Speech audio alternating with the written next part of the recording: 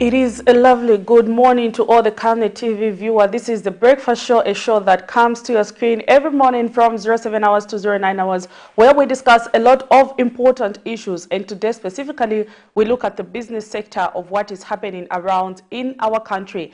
I am your host, Prudence Chota, and we will take you through to the next about an hour and a half, where we will be discussing a lot of important things on this program. We all know for the fact that the Auditor General did release a report on 31st of August 2022. The 2021 Auditor General's report was actually released this year. And of course, the report had a number of issues that were raised and issues of concern. So that will be part of what we will be discussing this morning. And we also know the fact that the country quite has a huge debt burden, which is almost stealing from our national budget. So even that will be discussed going forward. How is it that as a country we can deal with such pertinent issues to ensure that we don't get to repeat the same mistakes that we've repeated in the past? So that will be one of the things that we will be discussing on this program. And of course, we are going to zoom into some of the stories that made headline in our news yesterday, and we will give you an opportunity to just call and make your contributions and submissions with regards to what we will be discussing this morning. I look forward to hearing from you and, of course, hearing the solutions that you have with regards to some of the challenges that we go through in the country. Remember, the solutions are with you seated home right there. If you don't have a way of getting to the authorities to air your contributions, this is a program that gives you an opportunity to call and make those submissions. So let's get to interact on our Facebook platform. This program is being streamed live. You can send us those messages, and you can also call through the numbers that are on the screen, and we will give you a platform to air your view. This is the Breakfast Show, and today it's Business for Breakfast. But before we get to discuss deeper, we are going to go into the Morning Boost. Morning Boost is back. Remember, exercising is very important. We always emphasize when we come on this program to say Camnet TV brings you nothing but the best, because we want to see you healthy, not just listening to the news and what is happening around, but we also care about your well-being. That's why we bring you Morning Boost on this program, which allows you to just concentrate and participate with us even as we are exercising. Remember, exercise is very important for your health. You cannot have a health nation if its people are not healthy. And if you do not exercise, or maybe this morning it's too late, you've already started off going for work or traveling in other parts of the country, when it is evening, you can still go back, listen to this program, go to the segment where we have the Morning Boost, and just join in. Exercise, exercise, and exercise is very important. So let's go to the Morning Boost this morning.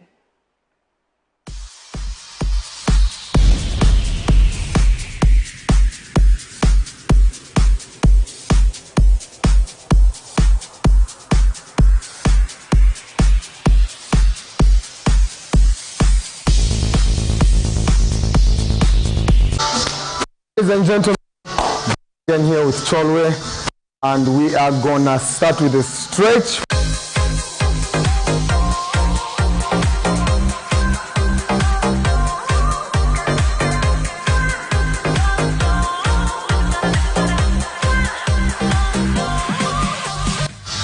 Ten for 10. 1, 2, 3, 4, 5, 6, 7, 8, 9, and 10. The other side. 1, 2, 3, 4, 5, 6, 7, 8, 9, and 10. All right, so we're gonna start with squat jumps for a minute. To squat, so squat, knees don't move to the front or butt. 1 minute of those, the modified version if you can't jump. So we're starting up, up, up, just like the modified version. Up, up, advanced.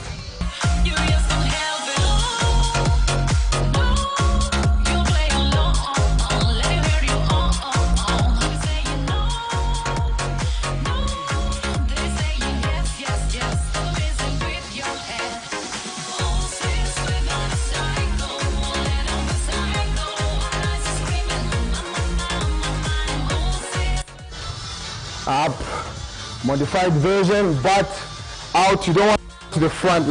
Let's remember that. Up, up, up, just like that. Up, up, advanced. You breathe.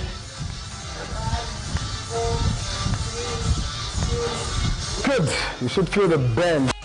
It's a very good bend. The next one for 1 minute, we're just gonna kick to the front. You kick. We're going for 1 minute. Kick, kick.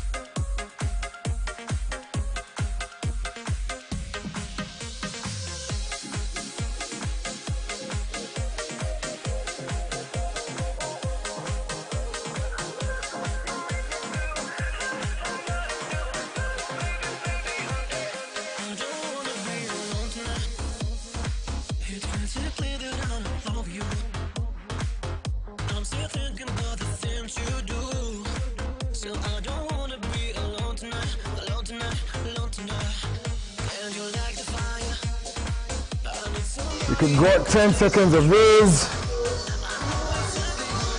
All right. Thank you so much. To the next episode.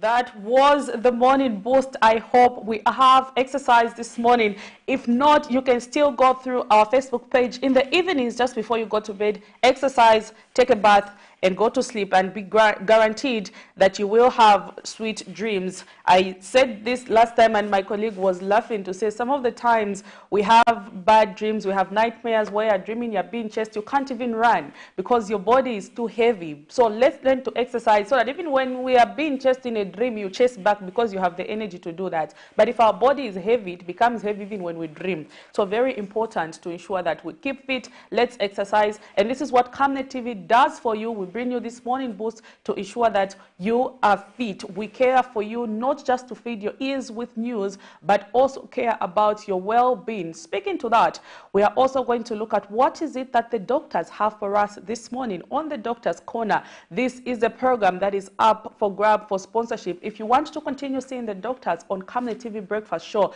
as an organization out there, you can put up this program for sponsorship, and we will keep having the doctors in studio discussing a lot of important aspects. And if you have a question with regards to that a particular illness that you would like the doctors to just talk about, expand, and hear something like that, you can also send us those suggestions. But that can only be possible if at all we sponsor this program and continue seeing the doctors come on the breakfast show. So this morning, we are also going to hear what the doctors have to tell us. Remember, you cannot be healthy if you do not visit the health facilities and just have a checkup. It's important to do that. It might not necessarily mean that you are ill, but it is just important once in a while you go to a health facility and have a checkup. Even cars, we do take them for checkups after some time. Why not our body? Let's take care of ourselves. Our health is our wealth, and it starts when you take the right step to ensure that you know what is going on with your body. So speaking to that, we are going to go to the doctor's corner and just listen to what the doctors have for us this morning. Stay tuned.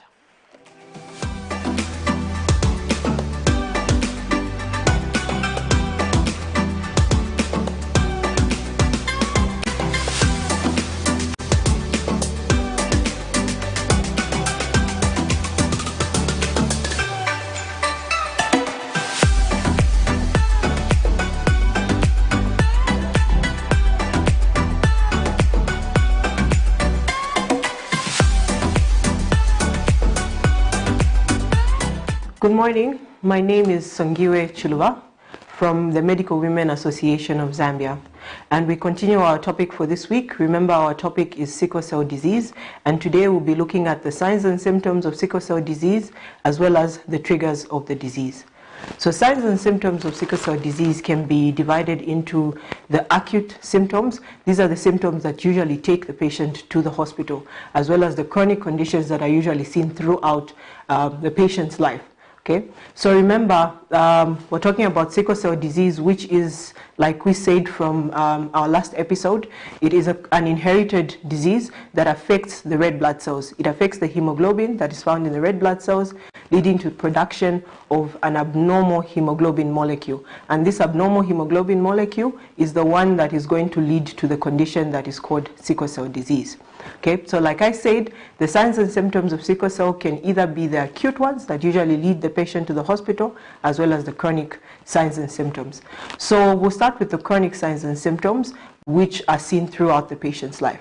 So firstly, these are patients that usually have yellowish looking eyes, and this is termed as jaundice.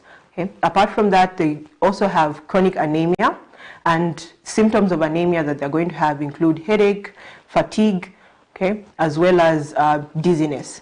Okay. Apart from this, they can also have what is called failure to thrive, and this can be seen in children that might not be developing at the same rate as other children in the same age group. Okay. Then, as for the acute category, the symptoms in the acute setting are usually divided into various crises that the patient can present with. Okay, and these include the vaso-occlusive crisis, which is the most common. Then there is the splenic sequestration crisis, the aplastic crisis, as well as the hemolytic crisis. So we're going to go through these one by one. So we'll start with the vaso-occlusive crisis, which is the most common. So vaso-occlusive crisis occurs when these sickled red blood cells block blood vessels. Okay, so remember, in sickle cell disease, the problem is the structure of the hemoglobin. So this abnormal hemoglobin, in certain circumstances, is going to lead to a change in the structure of the red blood cells, and they become sickle-shaped. Then because they have this abnormal shape, they're going to start clumping up together and start blocking small blood vessels that are found within our bodies. And when these blood vessels are closed up or clogged, this is what is going to lead to the vaso-occlusive crisis. Okay, so vaso-occlusive crisis, usually the patients who present in severe pain, and the pain is usually bone pain, because the common site for the vaso-occlusive crisis is in the bones. All right. Then apart from the vaso-occlusive crisis, these patients can also present with what is called aplastic crisis. So for the aplastic crisis, what happens is that these patients get an infection by a virus which is called parvovirus B19. So this virus, once contracted, goes to the bone marrow and leads to a reduction in the production of the red blood cells. Okay? And then because there's a reduction in the production of red blood cells, these patients are going to present with severe anemia. Okay? And the third crisis is what is called the splenic sequestration crisis. So in this case, blood starts to pool in the spleen, meaning a lot of blood starts to accumulate within the spleen. So because the blood is going to accumulate within the spleen within a short period of time, this is going to lead to symptoms of anemia, which, like I said, include headache, fatigue, dizziness. But then apart from this, is also going to present with symptoms of shock. Okay, which can be quite severe and might actually lead to the death of a patient. So symptoms of shock would include a deterioration in the level of consciousness, meaning this patient might suddenly become drowsy or lose consciousness. Apart from that, they might also present with a reduction in the blood pressure, and if you are to check the patient's pulse, okay, it also becomes very high. Okay, so this is yet another crisis in which a patient might present with in the acute setting. Apart from that, they can also present in a hyperhemolytic crisis. So during a hyperhemolytic crisis is an increased breakdown of the red blood cells. Okay, and then because there's an increased breakdown of the red blood cells, this patient again is going to present with anemia, because anemia results from the reduction in the number of red blood cells in this case. Okay, so these crises do not occur in isolation. It's possible to have one patient presenting with multiple of these crises or multiple symptoms from these 4 groups of crises, in which case it's going to be called a mixed presentation or a mixed crisis. Okay? So commonly patients with sickle cell disease are going to present with signs and symptoms around the age 3 to 6 months. They will present with their initial symptoms. Okay? Statistics actually show that about 30% of children are going to present with symptoms of sickle cell disease around the age of 3 months.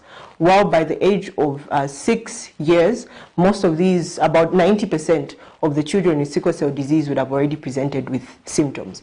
And most commonly, the crisis that they're going to present with, or the symptoms that they're going to present with, are symptoms of the vaso-occlusive crisis.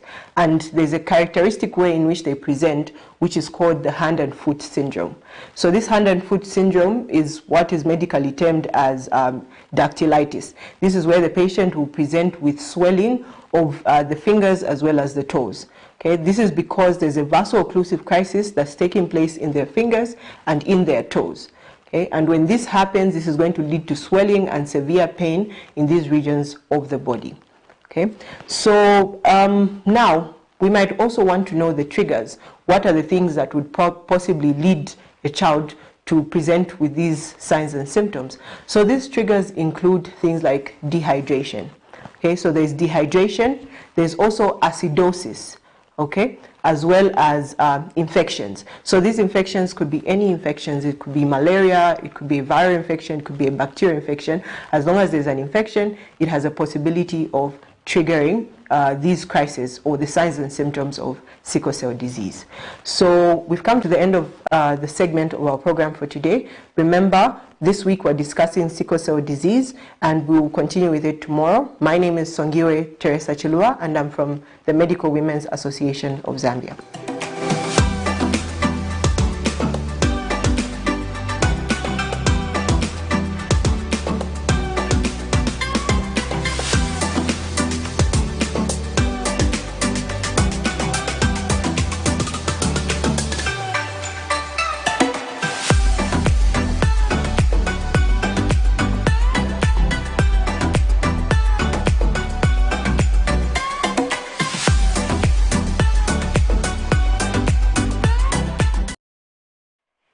That was Dr. Sondiwe Chiluba, and of course she was talking about sickle cell. If you have a child who's got sickle cell, she was talking about some of the symptoms and how you would know that actually your child has sickle cell. So this program, the Doctor's Corner, is meant to provide you with a lot of information, some of which you might not even be aware of, even as a parent who has a child who has sickle cell. So the Doctor's Corner is a very important sector and a segment on the breakfast show. Let's get to support this program so that we can continue to hear the doctors speak to various illnesses that are around and that we live with in our communities. This is, of course, the breakfast show where we bring you nothing but the best. We had Morning Boost, we had the Doctor's Corner, and now we are going to look at the money market. How is it that our local currency is faring against other major convertibles? Remember, Zambia mostly depends on importing of goods and commodities, and we need to know how is it that our local currency is faring against other major convertibles. So there you have it. The Zambian kwacha against the Great British Pound is buying at 17 kwacha 94 ngwe and selling at 18 kwacha 13 ngwe. The Zambian kwacha against the United States dollars is buying at 16 kwacha 07 ngwe and selling at 16 kwacha 39 ngwe. Quite an increase there. Kwacha is slowly depreciating. Anyway, we hope for the best. That is not a bad margin. Though the Zambian kwacha against the South African rand is buying at 0.87 ngwe and selling at 0.89 ngwe. The Zambian kwacha against the euro is buying at 15 kwacha 67 ngwe and selling at 15 kwacha 98 ngwe. That is the money market for this morning. We know that we import a lot from South Africa. We are glad that our local currency against the South African rand is performing quite better in that regard. The Zambian kwacha against the United States dollar, a little bit of depreciation there, but we are not bad. We are within the good range of 16 to 15. We are seeing today 15 goes up to 16 something, but it's not bad. We just hope we don't begin to see this escalate. We know that the country has started to, the debt negotiation is coming to a close, and Zambia will have to start repaying back its debt. I remember earlier in the year when I asked the Minister of Finance, why is it that the local currency was appreciating? He did mention the fact that, remember, we've suspended the repaying of debt to other countries, meaning we have some money in our country. We still have some dollars in our country. But the situation might change when we start repaying back the money, because we'll have a lot of dollars being offloaded out of the country. So with the debt restructuring coming to an end, we just hope for the best when it comes to our local currency. I know all the players in the sector are doing their best to ensure that they keep things under control. That is a starting point, and that is very important for Zambia as a country and as a nation. As a nation, we know that the local currency has been one of the best performing in our continent, and we are glad on the African continent that we have that record. We wish our government and all the players all the best in ensuring that our economy stabilizes. But we're also going to zoom into some of the stories that made headline in our news yesterday. We know that the Minister of Home Affairs, Jack Mwimbu, yesterday held a press briefing, very interesting there, where he spoke to the fact that government has started putting up modalities to ensure that they do away with the so-called junkies and people who've been terrorizing people in the community. And the minister did mention that if the government fails to do that, hold them accountable. A very powerful statement there. So let's get to hear what the minister said, even as we zoom into our stories that made headline. And of course, you can make a contribution. Do you think that it is possible that government can do away with all the junkies in our communities, people who've been scaring you when you're sleeping in the night, who've been stealing from you? Is it possible that government can do away with those? That was Minister of Home Affairs, Jack Mwimbu, yesterday, who held a press briefing. Let's listen to what the minister had to say. For quite some time, residents in selected parts of Lusaka have bemoaned the increase in criminal gangs known as junkies that are terrorizing communities.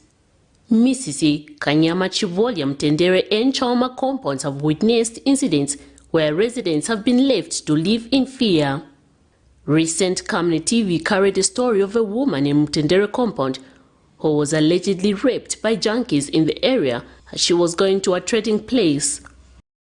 A few weeks ago, residents of John Howard compound in Chawama constituency lamented the increase of such criminal activities, leaving them to question measures that are being put in place by authorities. Report to police bakapokola tizefinga nyamukofra batichaye na mansimbi bala mapanga ishiri bakapokola zatitandiza munjira bwanyi na mfuno okudichiteli tifuneka baika kwa bakapokola batilonda ko majanki apaka kuno kwa John Howard pa kuli government yanganeko tapempa please tapapata bwezinga chitisi, but otherwise when angwese tikazinga chifukushi zanga na problem ndisi mwana ga sitifutika pana kuti peza kuchakuge chavana batipe mtoka tipanga batipanyira. Some news of relief to the citizens is that the government says it has taken an action of removing criminal gangs and junkies in residential areas of Lusaka district. Home Affairs and Internal Security Minister Jack Mwimbu says sanity will return in respective communities fallen victim of such criminal activities. Time and again, the police have received reports from unsuspecting victims complaining about their property and money being stolen, break-ins into parked motor vehicles, and valuable items getting stolen. Harassment of women and the elderly by these criminal gangs who are currently all over the residential areas of Lusaka and major cities and towns of Zambia. It is time that the law enforcement agencies took action and ensure that all citizens are protected. I would like to emphasize here that the law enforcement agencies will be operating 24/7 in all residential areas. Meanwhile, the minister has warned all political party cadres that have continued being found in market bus stations to stop their illegality, or the law will catch up with them without fail. Let me assure the nation that this particular statement that I've issued will be carried out to the letter. It's not just those criminal elements that will be affected. There are other players who are doing all sorts of illegalities who will not tolerate this. We want sanity to retain and prevail in this country.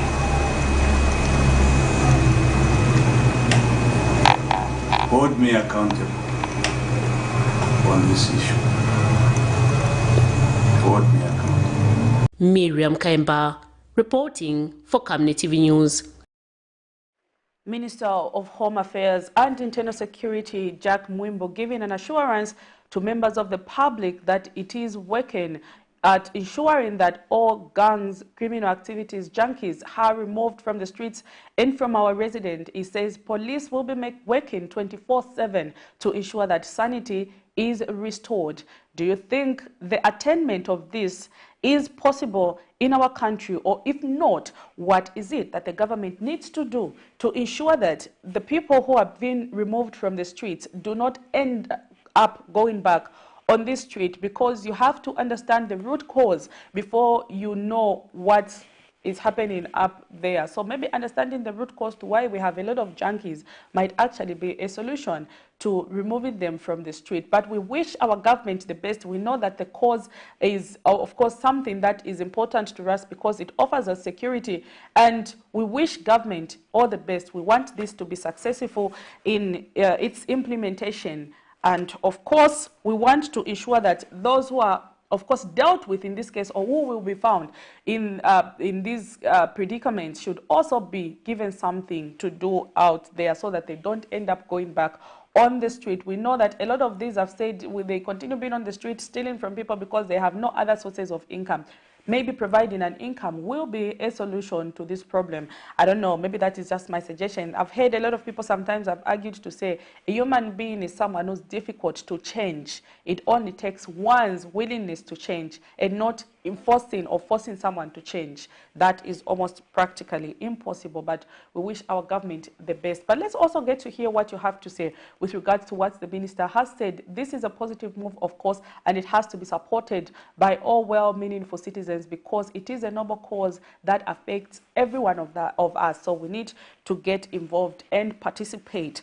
Moving on in our news yesterday, we did see a fracas in Kafua yesterday where some party cadres clashed, after when they were offering solidarity to the Lusaka, the Kafue mayor. I don't know why I'm coming back to Lusaka. Perhaps I've stayed in Lusaka for quite some time. Maybe it's time I moved to Kafue so that Kafue can also be in my mind. But of course, yesterday we did see a clash between some political party cadres, and of course they were offering solidarity to the Kafue mayor, who's been under attack from the members of the community calling for her resignation, including the town clerk and, of course, her husband, who's also a councillor in the area, with the way they've been running the council and the affairs of that institution. So yesterday, when they are offering solidarity, there was some clash with some other political party cadres.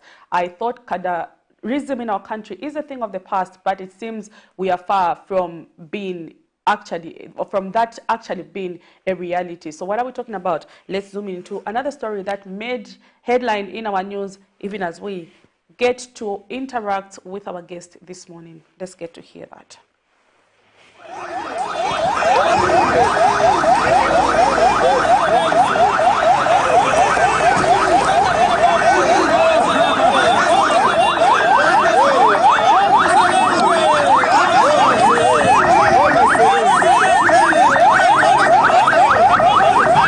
With sticks and stones, United Party for National Development UPND cadres Thursday morning exchanged punches, blows, and stoning with cadres belonging to the same party said to be against the Kafue Council chairperson Wumba Malambo, as well as with those from the former ruling Patriotic Front PF who took advantage of the confusion that was happening at the Civic Center in Kafue district to teach the political rivals a lesson after the party unseated the former PF Council chairperson in the August 2021 general elections.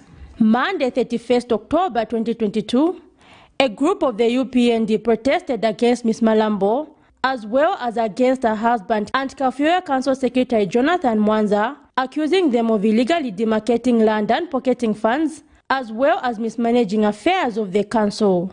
A solidarity march Thursday morning by UPND group supporting Ms. Malambo, however, ended up bloody.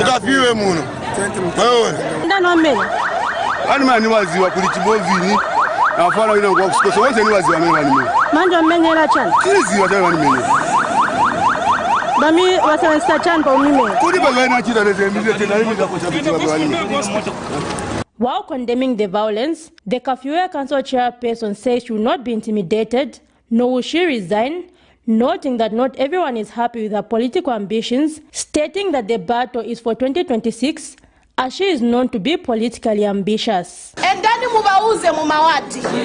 Atapatie pamene bamuusha manje bumba wati. Na bumba office ya zambo nkala 2 days or 1 day. The rest sitting na mumawati kusebenzela bantu. And just people should know that I'm not intimidated. It's you know, because women in politics, people use intimidation.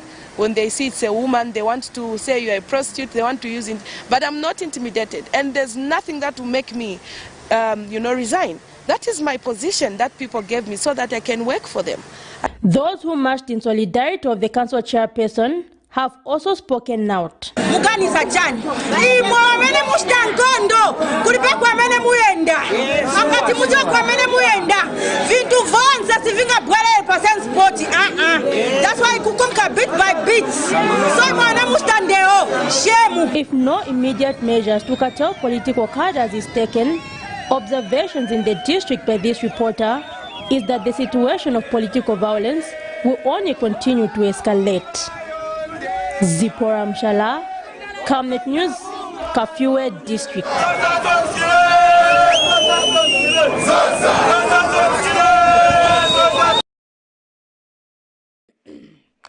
There you have it. That is one of the stories that made headline in our news yesterday. We were hoping that the issue of cadarism by now should have been dealt with, but actually it is being rebirthed in another way, and we hope our authorities will move in and curb such kind of happenings. We shouldn't continue seeing shedding of blood under the new Dawn administration due to political differences. Let's not let politics divide us. It's one Zambia, one nation, regardless of where you belong. We are one brothers and one sisters. If there is a word of brothers and sisters, that's what we are. Let's avoid involving ourselves in cadarism or issues of violence on the basis of belonging to a different political party or having a different political ambition. So that was yesterday in Kafue, where the council secretary, the Kafue members of some members of Kafue have been protesting and calling for the resignation of the Kafue council secretary,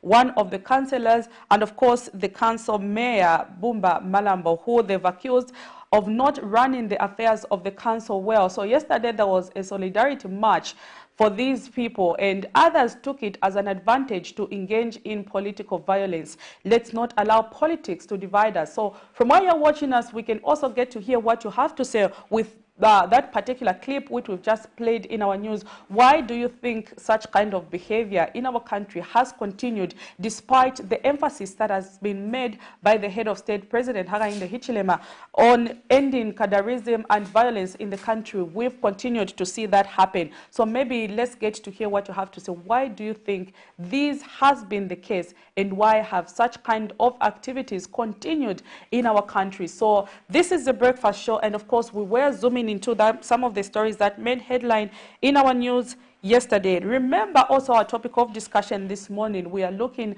at the findings and some of the recommendations in the Auditor General's report that was released on 31st of August 2022, and that is the report for the year ended 31st December 2021. So the Auditor General did release a report, and that report has some number of issues that the Civil Society Debt Alliance, working with the Zambia Tax Platform, equally held a meeting to just analyze some of the findings, and they made several recommendations to the government. So even this morning, we will of course be discussing that, and in studio we are also joined by someone from the Civil Society Debt Alliance, Mr. Emmanuel Zulu, who will take us through just some of the findings in the Auditor General's report. Mr. Zulu, good morning and welcome to the program. Thank you very much, Prudence. Good morning. It's good to see you're okay this morning, and you've made it on our program.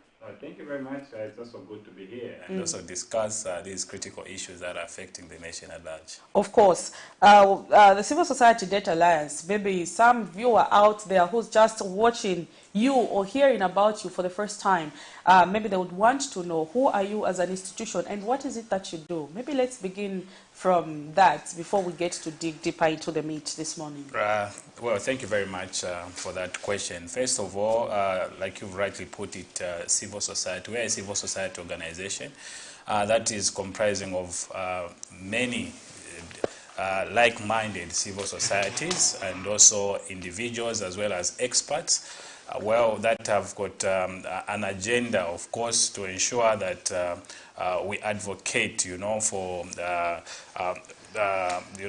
expenditure that is actually prudent expenditure of resources, and also minimize on the accumulation of the debt, as well as also ensure that we monitor also how the government spends this borrowed money, as well as also ensure that there are mechanisms in place even as far as borrowing is concerned. So we're actually concerned with the debt levels of the country, and we actually advocate for countries to ensure that they minimize their debt levels and ensure that even as borrowed money is gotten, it's used for the intended purposes. So we're actually particularly concerned on the fiscal discipline of the country to ensure that we minimize these fiscal gaps in the budgets that actually necessitate the borrowing aspect. When we talk about the borrowing aspect, we know that as where we stand right now, the country owes about 31 billion worth of debt. That is 31 billion United States dollars. I think that is according to the last information that the Minister of Finance and National Planning, Tumbeko Msokotwane, gave us. Yes. How do you think we arrived at this amount of debt? Before we even get to maybe discuss how this money was used, because in the Auditor General, yes, some of that was discussed. But how do you think we arrived as a country at having debt in excess of 31 billion United States dollars? Well, first of all, a debt should arise because of a need. And apparently what we are in, you can point it to a number of factors, and we saw that we had a borrowing system that did not actually require, Parliament to actually even approve or have oversight of this borrowing that was taking place. So I think for me, or maybe as an organization, we believe that most of it, if you look at where the money was going, it's tilted towards infrastructure development, as most of it was actually borrowed on the aspect that it will go towards infrastructure. But if we look at the infrastructure that is there and how much was borrowed, we raise eyebrows to say, I think, were we borrowing for the right reasons, you know? And why did we keep borrowing even when we could have avoided debt, you know? So I think partly why we are here is because there was an element of lack of oversight, which we are trying to remedy now through the public debt management bill, you know. So we are trying to see that the government does not borrow with other intentions of using the money in other areas that are not really planned for or maybe budgeted for. So what is key is actually to note that some of the borrowing was away from the actually the target budget targets. So it could be due to, like I said, I think key here remains oversight and lack of engagement of stakeholders. So there was that liberty that the government had to actually, or maybe individuals had, if I can use that word, to actually borrow even for, for wasteful expenditure or maybe for personal gain. We wouldn't know, because what can actually give us a reason for borrowing is that there should be something that should be attached to the money that was borrowed. So we could see that part of it was attached to some fiscal or to some infrastructure projects. But as revealed in the report, you can see that even most of the money was misappropriated, and there was a lot of wasteful expenditure of even inflated loans, you know. So we are at this point where the money was not mostly utilized for the intended purpose. So to me, and I feel that there was more of wasteful expenditure or wasteful borrowing that could have been avoided in the initial stages. Of course, the 2021 Auditor General's report and recommendation to the government is what we are discussing this morning, and I am joined by CSO Debt Alliance economist Mr. Emmanuel Zulu, and we are trying to discuss the report that was released by the Auditor General, in case you're just tuning in to Camnet TV. And of course, the question that Mr. Zulu was responding to is the debt situation in the country. How did we arrive at that? But one thing that you should also know in the report as a viewer out there is that the total number of heads of revenue and expenditure across government during the period under review was 62. And out of these 62, the report included irregularities on 33 heads of revenue and expenditure. That is almost half, or even a half plus one, from those that recorded irregularities. So maybe let's go to the revenue streams, Mr. Zulu. According to the report, Zambia Revenue Authority's failure to reconcile and collect tax arrears of 85.78 billion kwacha. This is according to the report. ZRA in the period 2020, we saw that they failed to collect revenue of about 59.66 billion. But actually in 2021, it went as far as 85.78 billion United States dollars. Why do you think this was the case for the Zambia Revenue Authority? And maybe going forward, what does the authority need to do to seal this gap so that we don't lose all this amount of money? First of all, of course, we've been hearing ZRA overshooting their target. And one will question then, how is it that, you know, you actually, the reports reveal that they were failing to collect revenue, when in the instance we were hearing that they have actually overshot their target by this much. Is it that the target maybe they set for themselves? So now, that is where now I'm coming to, that we have actually been setting the target for revenue collection too low. And that means that we praise ourselves that we've collected this much, we've been beating the target. Meanwhile, within the systems, you know, there are a lot of loopholes that were being taken advantage of, even by taxpayers, to avoid, to evade tax payment. You know, of course, tax avoidance is not a crime, but tax evasion is what is a crime. You know, so they noticed a lot. There are a lot of loopholes that need to be sealed within the internal controls of ZRA, and I'm glad that even in the 2021 budget, the minister actually, when he was presenting the 2023 budget, he actually made emphasis to say they'll try to modernize the way ZRA is operating to maximize revenue collection. I think the emphasis was the use of technology, embracing the use of technology. I think they have realized that the system was failing them, in fact, when they could have collected more, but there were a lot of loopholes, and you find certain individuals or maybe business entities actually took advantage of those loopholes that were existing within the ZRA system itself. So even as we are talking about increasing the revenue base going forward of ZRA, we should be talking about locking up those loose nuts, or maybe those loopholes that allow revenue leakages.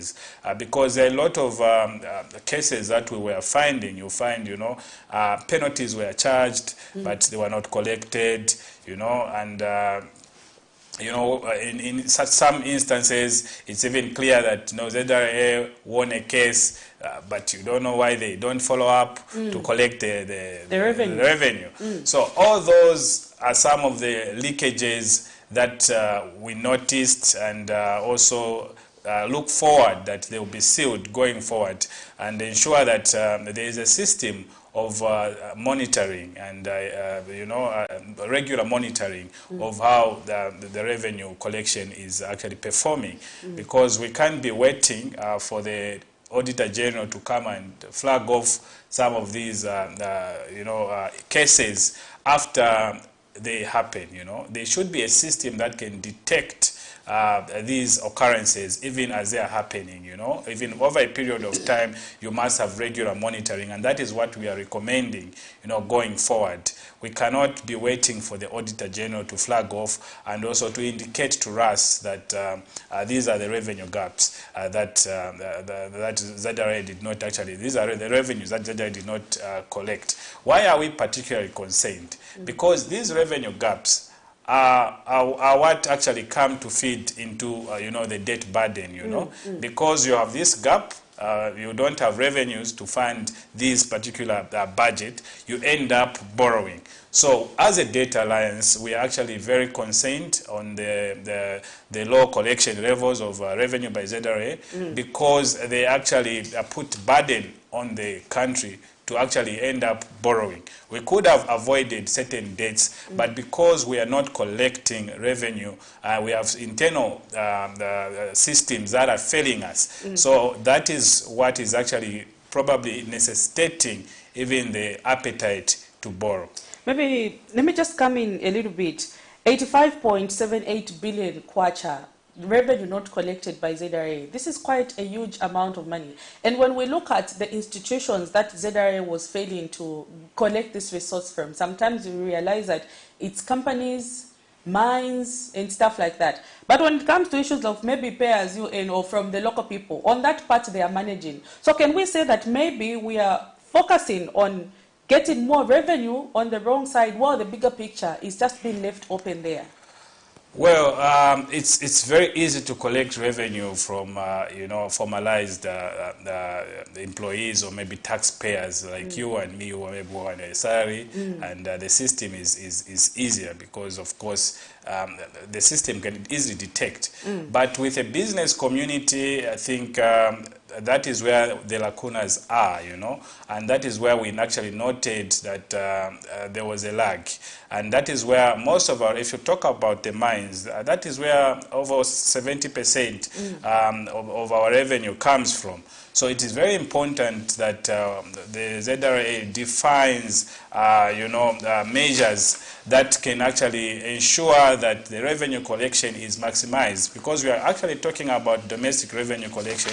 But we cannot talk about domestic revenue, maximizing domestic revenue collection when we are actually failing to maximize revenue collection from our main, forex earner, or maybe main revenue earner, that is the mines, So if we cannot maximize in that area, I think we are failing the nation, and that is what our appeal is, that I think they should work on their internal controls as ZRA, because their internal controls have actually, the Auditor General's report has actually revealed a number of internal control failures that have actually necessitated for this failure to collect as much as 85 million revenue, So I think for you are right to say we could be targeting the easy bed or maybe the low-hanging fruits. Yes, meanwhile, there are very ripe fruits right on top. Yes, I think maybe the other reason that we may want to put forward is, is there any impediment that ZRA faces with the mines? Is a tax system, enabling them to actually collect as much revenue as possible? So those are the possible areas of discussion that ZRA should be having, even with stakeholders. Are they having challenges, especially to monitor, revenue leakages with the corporate entity or maybe the mines? Okay, that is, of course, a recommendation and some of the findings in the Auditor General's report with regards to ZRA. It is failing to collect revenue, and we saw the country lose about 85.71 billion kwacha worth of resources. And of course, Mr. Zulu there has put up a powerful submission, and I hope our authority are listening. This is a breakfast show. In case you're just tuning into Camnet TV, and we are discussing the 2021 Auditor General's report and recommendation to the government. The first aspect is on revenue mobilization, where we've seen a lapse in how ZRA has been collecting resources. So that was one of what was observed on the irregularities in the report. Let's move on to the Ministry of Transport and not Ministry of Transport. Let's move on to the Ministry of Lands and Natural Resources. If you look at the report on the failure to collect revenue and issued bonds and demand notices, we lost about 84 million kwacha, about 84.5 million kwacha. But when it comes to loss of revenue due to uncollected and unbilled properties, the country lost about 5.1 billion kwacha worth of resources. That is according to the Ministry of Lands and Natural Resources. Where do you think, as a country, we are not doing well when it comes to realizing from our own natural resources? Because 5.1 billion kwacha, if I look at what I have here, this is about 5,160,318,689 properties were not billed for ground rate estimated. That was an estimate that was given. Why do you think this has been the case? Because they've mentioned this, and they've also mentioned the issue of issued bills and demand notices. Yes, first of all, you must, I think they have done well to separate the two, where you have failure to even detect or bill or maybe know who is supposed to pay this much. That is another aspect, and also failure to collect what you've already detected. So I think it still comes back to our system in terms of how we are capturing data of those that are liable to pay to the Ministry of Lands.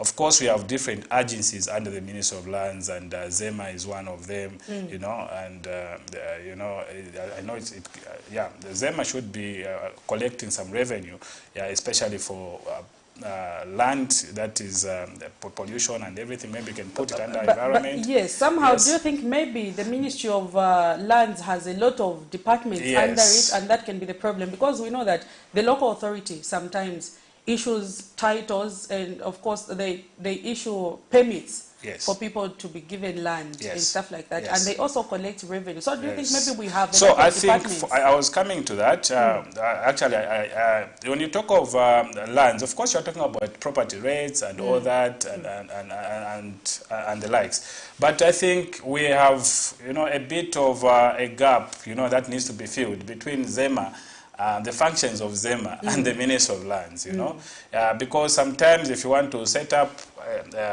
an industry, of course you have to get a permit from ZEMA, and also you have the council. So there is this connection that exists. So maybe some of the lapses can be due to the way we've defined some of the revenues, the functions of the departments under lands and the departments under the Ministry of Environment.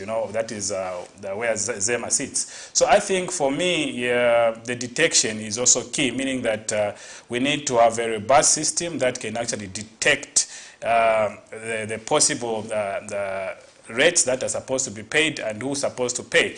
And most of the cases, if you look at the Auditor General's report, it's where even bills are already issued, but were not collected. So you may wonder, was this deliberate, or is it a lack of enforcement? Or because these are empowered by laws. So was it lack of enforcement? Do we have weak laws, or do we have just weak enforcement of laws? So what needs to be done in that instance? I think we've recommended that there is need to capacitate the law enforcing agencies, and also ensure that the law enforcement agencies are supported. If it means finances, probably you would find that they do not have finances even to go around and collect this revenue that they're supposed to collect. Or maybe they do not even have a system, that can actually detect who is supposed to pay what. Or maybe the system is not, adequate enough to capture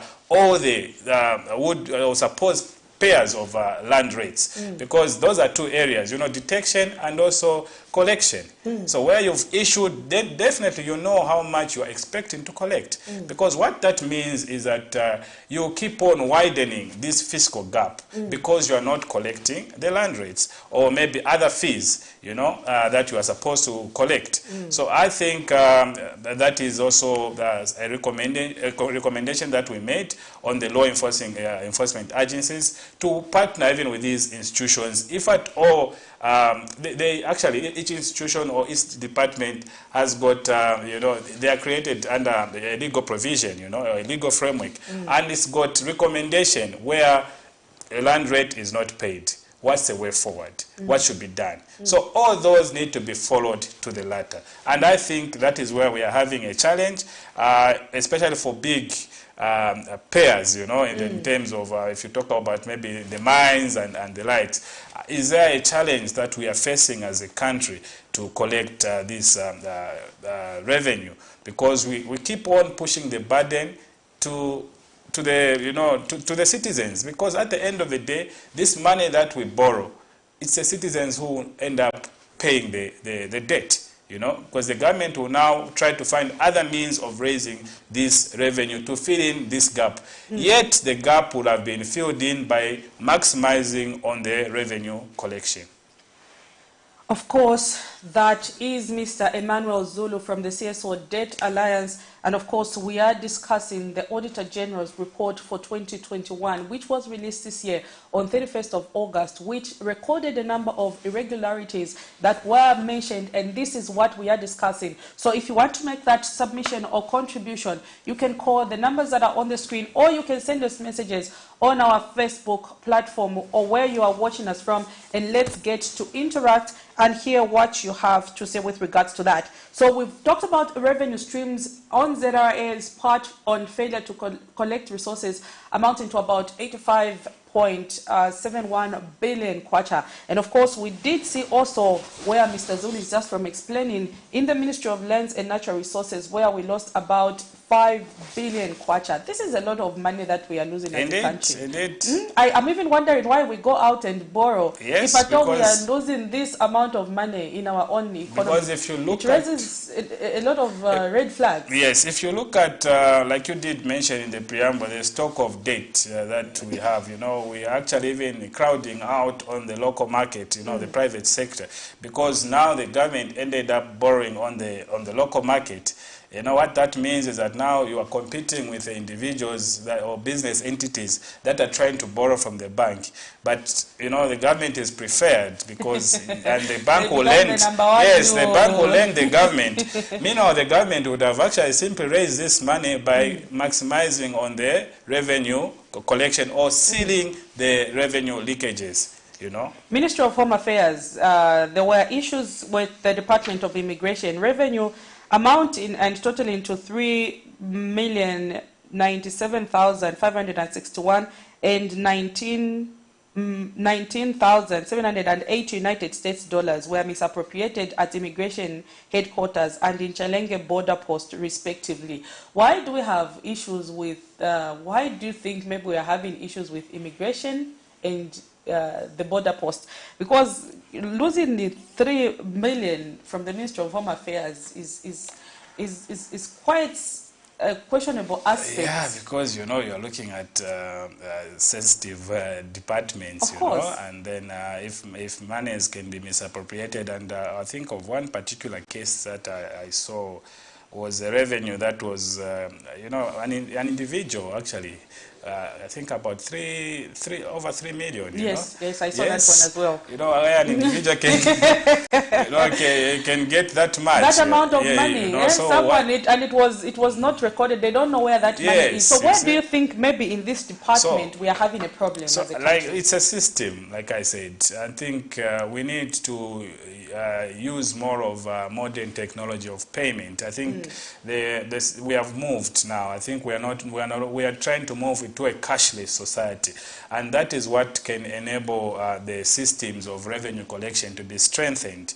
You know, so we should avoid human face, using human face to actually handle cash. I think this is where the problem comes in. Most of the monies, if you've checked, it's the monies that were given to individuals or collected by individuals, you know, and they were able to channel them elsewhere, you know, like misappropriation.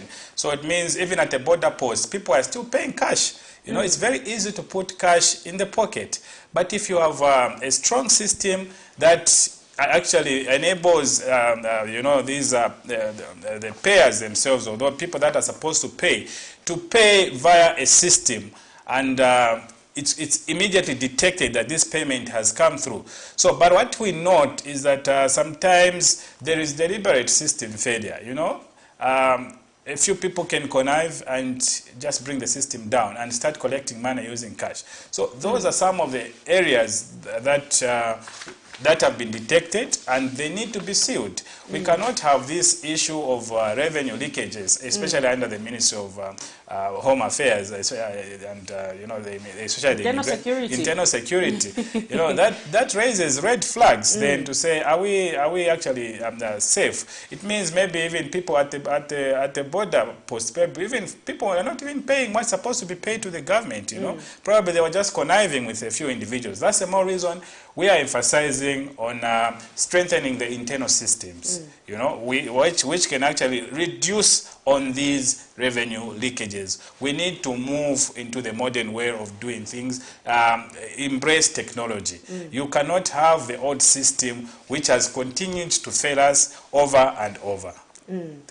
I know a lot of aspect was said when the Auditor General's report came out, and one such factor was when it came to the issues of inflated flyover bridges. So before we go and look at the expenditure part, this was the revenue stream, the revenue mobilization that we discussed. But we are going to also look at how the money was now spent on the expenditure part, and you are going to see where some loops were actually discovered. But before we go to that, we are going to take a short break, and we will be back. Keep watching Camnet TV, and let's get to interact and hear what you have to say with regards to today's topic of discussion. So we are going to take a short breather, and we will be back shortly. Cabbages, onions, maize, potatoes, tomatoes, chilies. At Raingrow, we supply great quality irrigation for the mentioned crops and more at an affordable price. Get our 2,000-meter flat drip for as low as 2,900 kwacha, or our 500-meter round hose for 1,300 kwacha. Customize your own spacing with our 500-meter blank round hose going for 1,200 kwacha, ideal for orchards such as avocado, mango, banana, oranges, etc. Rainglow Irrigation. Best quality, best price.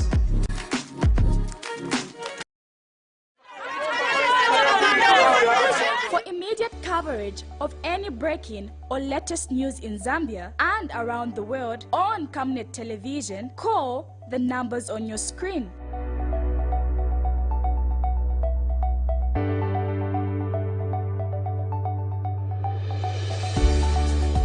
Camnet Television, bringing to your screens fair news, impartial news, credible and reliable news all the time. Get the whole truth on Camnet World News.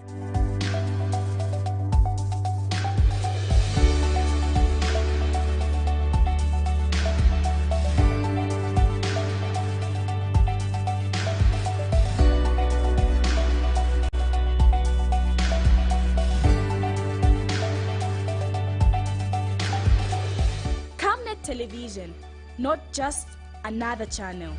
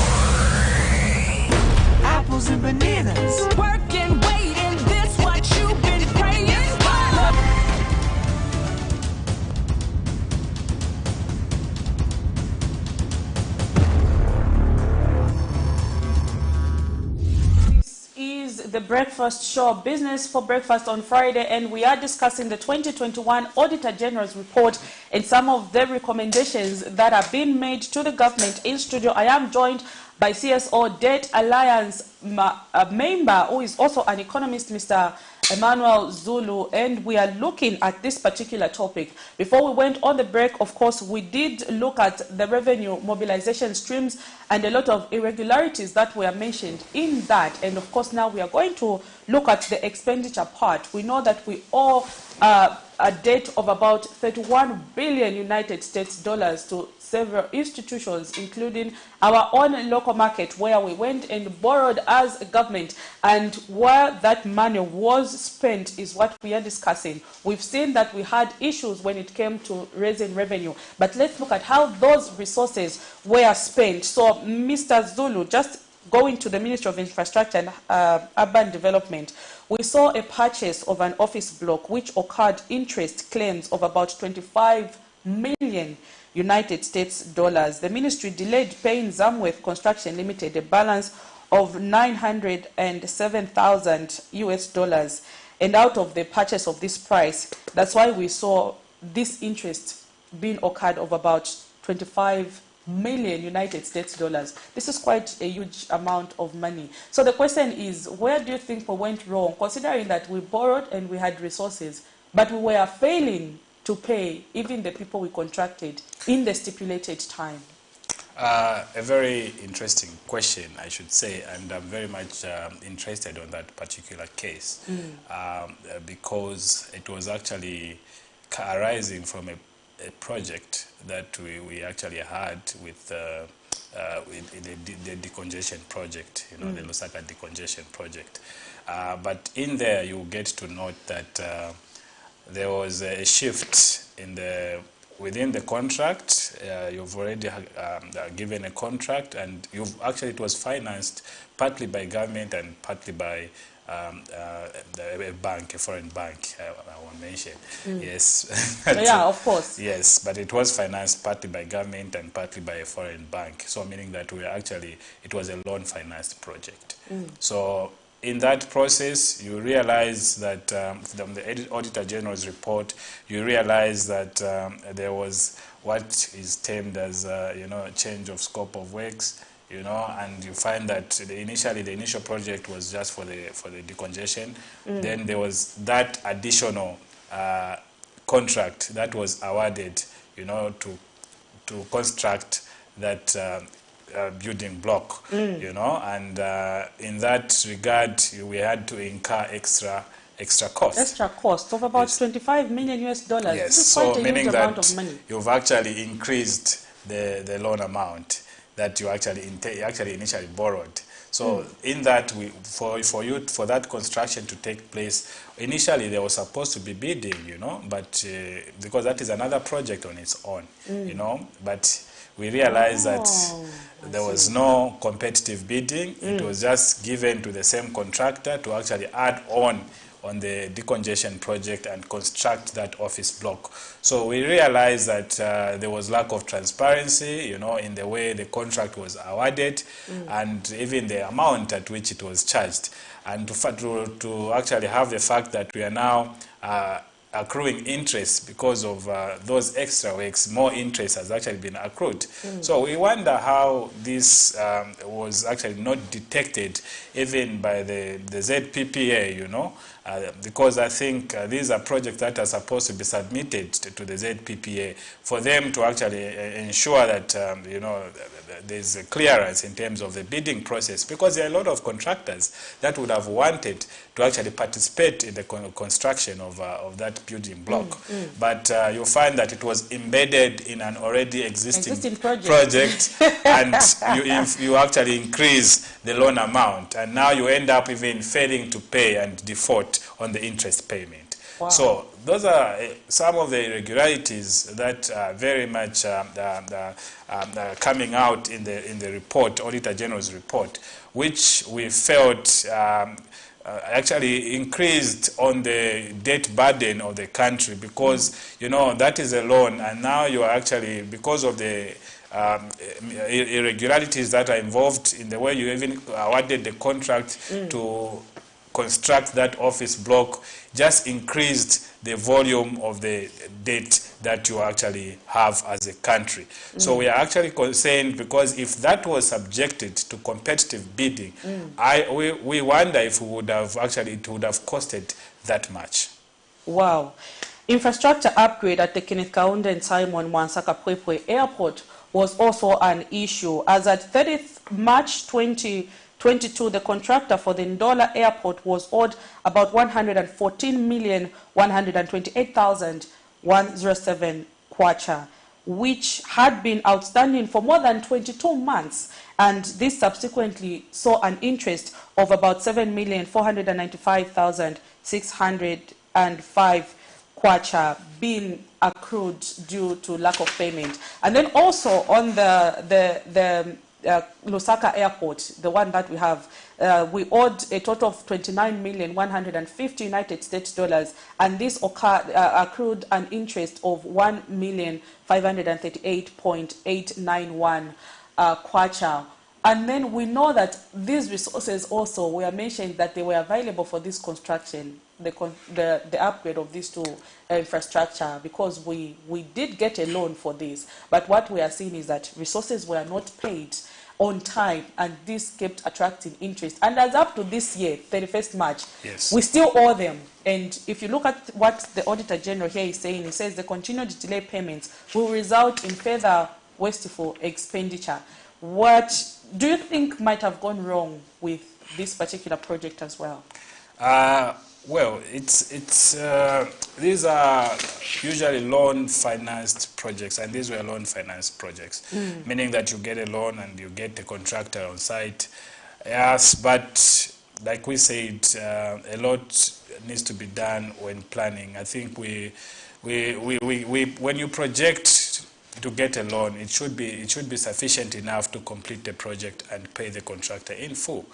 But because of a lot of misappropriation, like we cited in the report, probably some resources could have been diverted to other areas, or maybe diverted to personal gain, you know. So misappropriation, misallocation, you find you borrow this loan, but you do not use it for the intended purpose. This is the more reason we are finding that the monies that you've borrowed is not even adequate to finance the project that you've actually intended to finance, because you've misallocated some of the monies. Instead of constructing or completing that project, because you have other areas that you want to finance, you end up financing other areas using the money that was borrowed for that for a particular project. There's a more reason we were actually failing to pay contractors and accruing all those interests. And also of interest, I think it would also be important to also check, you know, how competitive the pricing was for these projects. Because I think also when you talk of how these projects were built, you know, it raises eyebrows to say this much was actually built for this project. How much would others would have built us had we actually subjected to competitive bidding, you know? And then, you know, we have issues of you know, no objection coming from the ZPPA in some instances. I think those are areas that also need to be checked, because if you are overpriced on a project, definitely, even the interest that you pay, you actually pay more, you know, and that overpricing could actually even arise due to the fact that probably you've connived with this contractor to actually price you more than what actually the market price would have been. So I think these are some of the areas that need to be checked going forward. We need to ensure that the ZPPA is very active in government projects, and I think this issue of non-objection or no objection, I think it should really be looked at very critically, because it's affecting us. We are now paying this, the country is now paying this much. If we had subjected these contracts through a competitive bidding process, we wouldn't even have paid that much. On the contraction work in New District, the Auditor General's report indicated that the ministry entered into 181 contracts between 2014 and 2020, resulting in an overcommitment of about 1.3 billion. Let me just summarize the figures. Further, on 30th June 2022, completion of 103 project was delayed for the period ranging from 18 to 83 months. In addition, the ministry had not recovered advanced payment in amount totaling to about 4.1 million kwacha from 9 contracts that had been terminated due to non-performance. So what we see here is that there was this 181 that was entered into, which resulted in overcommitment, and then about 9 contracts being terminated. Do you think there might have been some aspect of wrong contractors being contracted to do the works? This is what resulted in this. First of all, I would like to speak on the overcommitment, because that was something that we actually noted even as we were reviewing that report. Most of the projects were being or maybe undertakings were being underfunded. They did not receive sufficient funds. That also exposes the fiscal distress the country was going through that particular time. You could see that we actually distressed in terms of finances, and hence you find, there was non-confirmation of availability of funds even as contracts were being awarded. Imagine you award contracts to 118, but you end up reducing the number, further, because you realize that you do not have funds. And then on top of that, you raise the issue of contracts that were terminated and due to non-performance, but the advance payments were made but not recovered. That raises concern in that if someone did not perform, why should we fold our arms when we haven't really recovered the money that we paid to this contract? And even the selection of contractors, how was it done for you to award a contract to someone who has no capacity to perform? So those are some of the issues that we need to avoid going forward. Capacity of contractors should be ascertained even before they are paid the advance payment. I think there should be some due diligence done on the contractors themselves. So you would wonder why it had to take the whole year, or maybe had to wait for the Auditor General to come and flag off this scenario where contractors did not pay back the advance payments that were made. What was the deal then? What is the role of these departments, that are actually mandated to ensure that these projects were carried out? Why didn't they follow up? Was there conniving of some sort? You would think all those are possible ways in which you would want to think, because we do not have to wait all the time, year in, year out, for the Auditor General to flag off these things. Sometimes the Auditor General should not even have irregularities. A report should actually show. We cannot have money is just gone like that. And we have similar cases of that nature. I'm not sure we are coming to that. Ministry of Agriculture. Let's move first to the Ministry of Agriculture. Yes. I'm sure we can have something here. The aspect that was mentioned in this report was the fact that during the farming season 2018 and 2019 to 2021 and 2022, government signed contract for input in amount totaling to about 1.8 billion and 3 billion on the other aspect, which were uncompetitive as suppliers were engaged through direct bidding using the justification of emergency. What has interested me with this part is that we've seen the same happen even in the new Dawn administration, where this year there was nothing like no bidding. The justification is that there's an emergency, so they've gone to single source. And this is the second time that this administration is doing this. We saw that last year when they just came into office, where the issue brought debate. But that has also happened this year, where the bidding process that happened had to be stopped, and then government just went and single sourced. With regards to wasteful expenditure on this part, do you think as a country we are doing what we need to do to ensure that we seal these the loops, considering that even this administration has continued to use this method for 2 years now? It's a very interesting combination that you put across, but rising from the 2021 Auditor General's report, where uncompetitive bidding was predominant, and we actually cited that in our review, that that contributed to a lot of irregularities in terms of even contributing to the revenue loss. You know, probably had you know, those contracts been subjected to competitive bidding, the government could have even paid less, or maybe the burden on payments could have lowered. You know, so but with the regards of the farming inputs and everything, we realized that even as much as the contracts were awarded to these suppliers of farming inputs, the government did not have resources to pay them, to pay the contractors. They were actually issuing letters of credit and securing using government bonds. So what does that mean? It actually increases how much the government has to pay.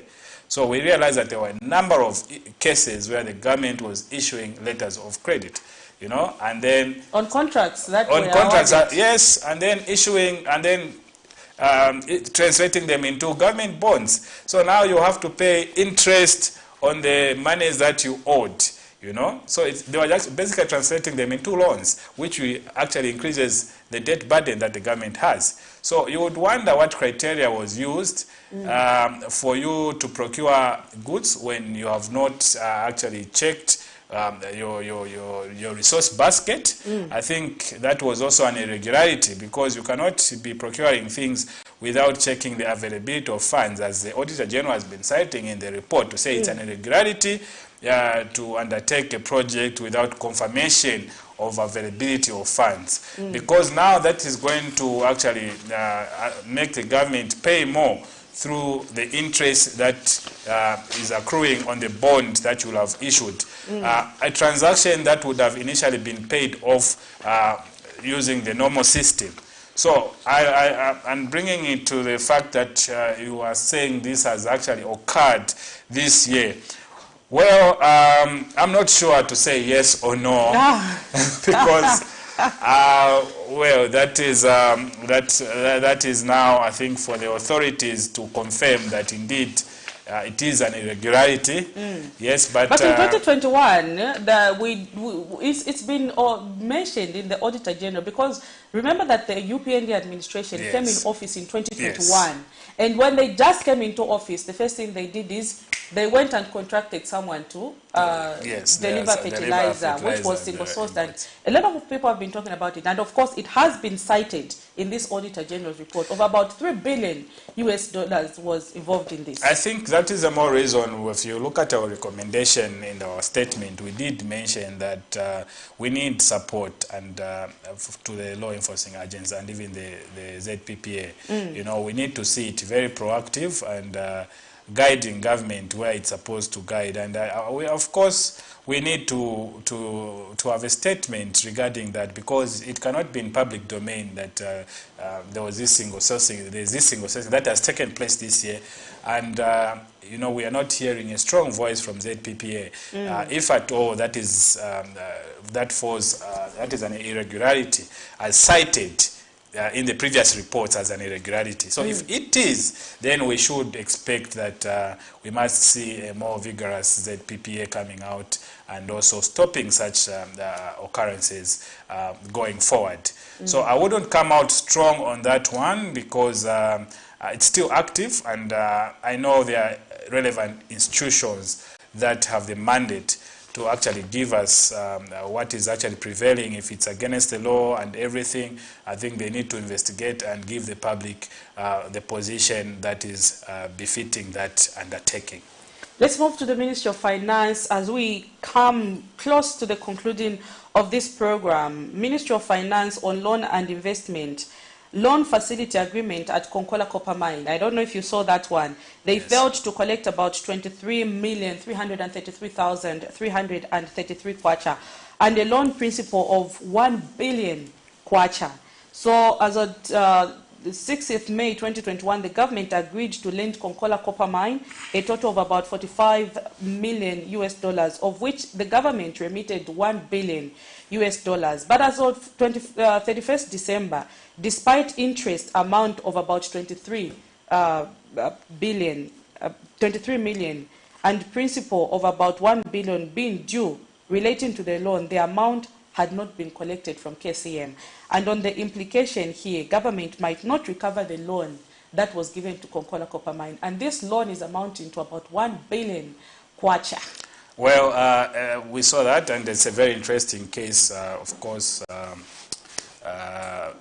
very worrying indeed that we borrowed money, that is borrowed money actually, and then we lent to Konkola Copper Mine. Konkola Copper Mine. And now we are not in a position to recover that money. You know, so you would look at the assessment that was done, because before you lend, you need to assess the capacity of the institution or the entity you are lending money to pay back.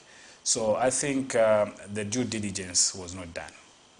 And we should learn from this aspect. We cannot continue financing parastatals that are not profitable. Because once you finance and it's a loan, then you must have already assessed that this project is profitable and is going to give us a return. So government will have to repay back this loan from where it was gotten from, despite KCM not paying back to the government. Indeed, and if you look at the state of KCM, I think there are a lot of questions around KCM, and up to now, we are not actually, it's not operating, to our expectation, despite having received this money.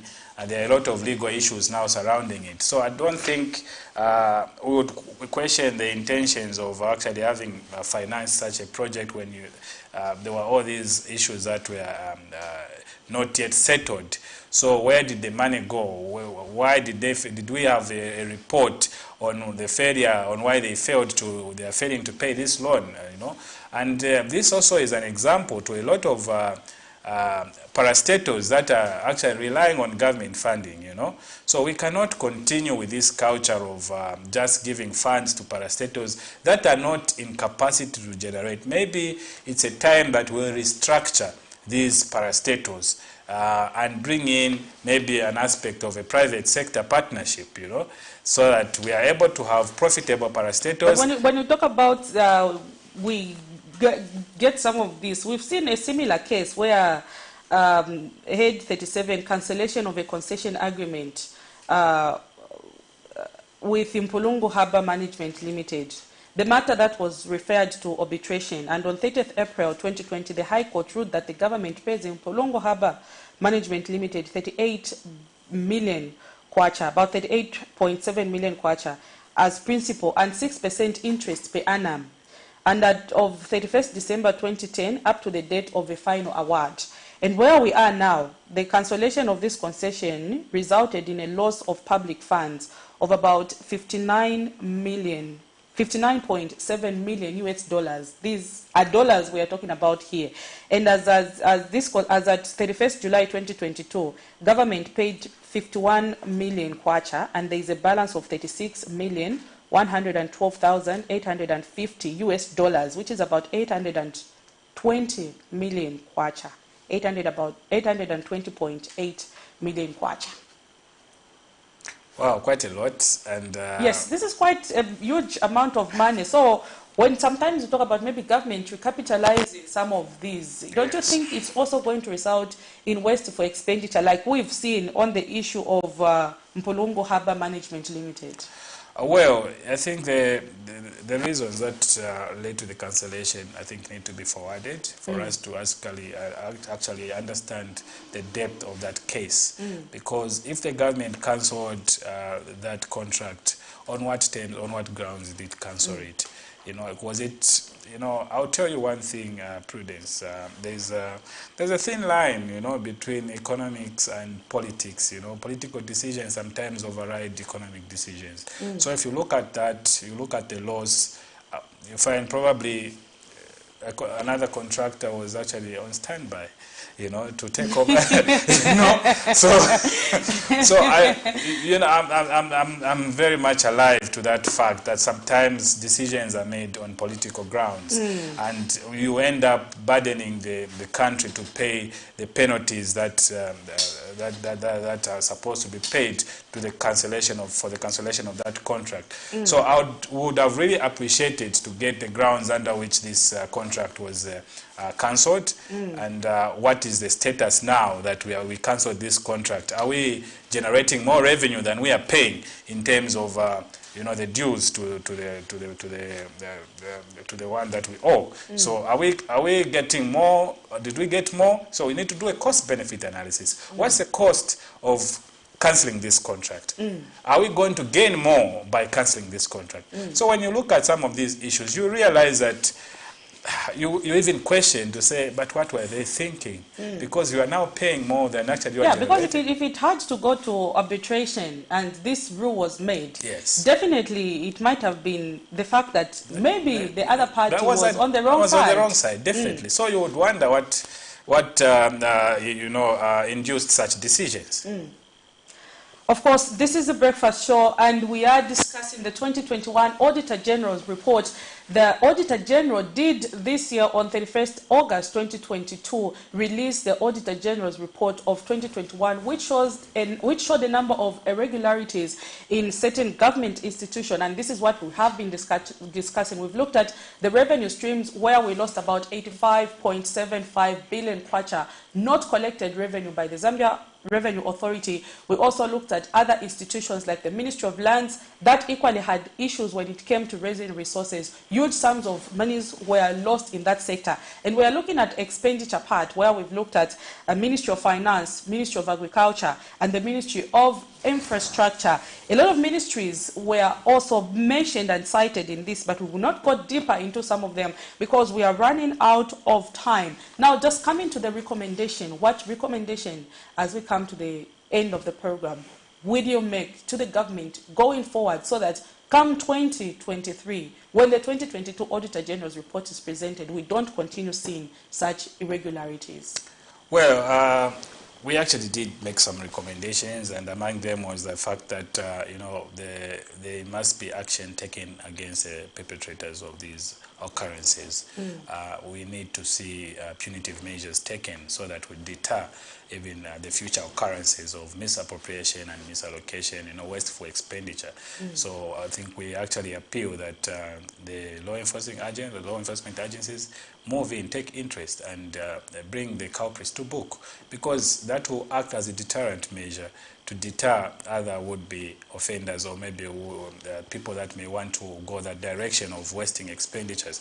And then we also noted that there was need to capacitate, the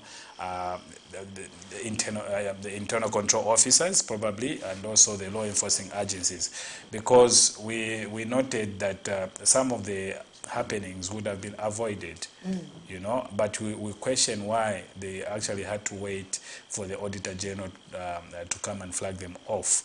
Probably some of them would not even have been cited. We look at issues like you did mention of the building, the famous infrastructure building.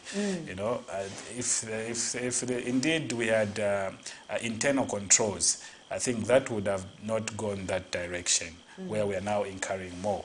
So we actually appeal for strengthening of the internal controls within even the system itself. And also on the revenue part, we're actually appealing that these pronouncements that we actually making of modernizing and embracing technology in the way ZRA is operating should just not be mere pronouncements. We shouldn't just be hearing this year in, year out. I think we've now identified the areas where we are having the revenue leakages. So we need to seal in these areas and also ensure that even as we are talking about increasing the tax base, we need to first of all work on first things first. Have we worked on the internal controls to maximize revenue collection even before we increase the tax base? And then to the Auditor General's report, we noted, even the reporting format, I think we need to improve on that. It's very difficult, to collect the information in the way it was reported, because certain projects were loan financed projects, and I think it would be good for them to segregate so that we are able. Is that there are some projects we are hearing that they are grants, but when this report has come out, we've noticed that actually they are loans. Yes, you see, so it's a bit confusing. It's very important to segregate which ones are loan finance projects, and it will make it easy for us to track how the debt that we are acquiring is being used or being misappropriated, if I can use that word, so that we can see how best we can utilize these resources that are coming from loans. You know, for example, right now we have in the 2023 budget we have these farming blocks, you know, that will be financed by, you know, the World Bank, loan from the World Bank and African Development Bank. You know, so it should come out clearly that these are projects that were financed using borrowed money, and these are irregularities that arose from these funds, and this is how much we've lost out of this borrowed money, to actually make it easier, even as we are trying to promote prudence in the way resources are managed, especially those that are borrowed. And then I think the other recommendation would really to see to it that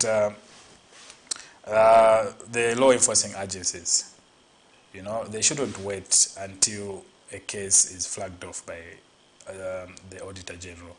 You know, I think we need to enhance our, you know, detection capacity. I mean, if we do not have the capacity to detect before the occurrence, or maybe even as an occurrence is taking place, we need to enhance on that aspect to avoid the losses that we've seen in the Auditor General's report. And if people have defaulted, or maybe have actually not paid, why, you should find out who is responsible for collecting these monies or recovering these monies, especially those advance payments that are paid to contractors. They could be recovered and paid to a credible contractor, and probably we would have that hospital there, or that clinic there, or that school constructed by a credible contractor. Imagine the revenue loss, I mean the loss to the public or the citizens that would have benefited from the clinic or a hospital that would have been constructed had those monies been collected. So these are areas that we need to actually address with the seriousness that they deserve, because all this, it's coming up and culminating into the huge fiscal deficit, which is now necessitating the government to increase the level of borrowing. Because these monies, had they been channeled to correct the projects or used appropriately, it would have reduced on the fiscal gap. Yes, which I think we want to see as a debt alliance, is that we reduce the fiscal gap as much as possible, to also reduce the level of debt. Because the level of debt is arising because the government is not able to fund its budget. You end up borrowing. So we cannot continue appealing for relief from creditors year in, year out. I think we need to increase our domestic revenue mobilization, you know, and also ensure that we do not increase the debt burden through wasteful expenditure, misallocation, or misappropriation. So if these can be sealed, I think as an alliance, that is what we want to see. Even the way the debt is contracted, because I think in the preamble you did raise a question of prudence to say, how did we arrive at this debt? I think it's also important that we see the Public Debt Management Act being enforced next year, and also the transparency that should follow the acquisition of loans by the government. Okay, this is the Breakfast Show. We were discussing the 2021 Auditor General's report and CSO Debt Alliance. Economist Emmanuel Zulu was our guest today. Thank you so much for everyone who accompanied us on our Facebook platform. I can see Raphael Chiwedea, Samuel Mokondenga, we can see Natasha, Mike Wachishimba, I can see Charity, I can go on and on, but thank you so much for everyone who accompanied us. It has been a fruitful day. Let's not waste resources in our country. Remember, we only have one Zambia, and we have to protect our country at all costs. We appreciate the United Party for National Development Administration's will to inform the public on how resources are being spent. I hope this will not just be in their first year of office, because we've seen governments habits come and change. We need to account for every penny that leaves the government coffers and how are they being spent to ensure that we secure the future for our children. They don't find themselves in this huge debt burden that we are currently battling with as a country. So from me, Prudence Chota, your host, and the entire Camnet TV production team, and on behalf of my guest, it's bye for now. God bless you. Till next time, stay tuned and continue watching Camnet TV. Remember, Camnet TV is not just another channel. Good morning.